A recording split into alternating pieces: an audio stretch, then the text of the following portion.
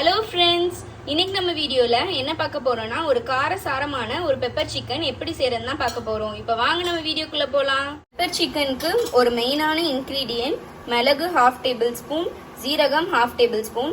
இதுல ஒரு special ingredient இதுதான்.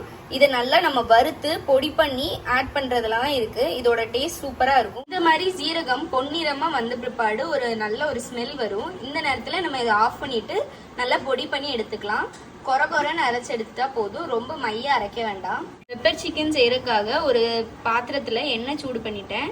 இது கூட நம்ம 1 டேபிள் ஸ்பூன் அளவுக்கு ஜிஞ்சர் கார்லிக் பேஸ்ட் ஆட் பண்ணிக்கலாம். வத்தல், பிரியாணி இலை, கிராம்பு, பட்டை, ஏலக்காய் ஆட் பண்ணிக்கணும். கூட அப்படியே நம்ம வெங்காயமும் ஆட் பண்ணிக்கலாம். 2 பெரிய வெங்காயத்தை கட் பண்ணி ஆட் பண்ணியிருக்கேன். இது கூட கருவேப்பிலையும் நல்லா கழுவி வச்சு சிக்கனையும் ஆட் பண்ணிக்கலாம். 1/2 kg சிக்கன் ஆட் பண்றேன். 1 டீஸ்பூன் அளவுக்கு மஞ்சள் தூள், தேவையான அளவு உப்பு ஆட் பண்ணிக்கோங்க. கொத்தமல்லி தூளையும் பெப்பர் தூளையும் இது கூட ஆட் பண்ணிக்கலாம்.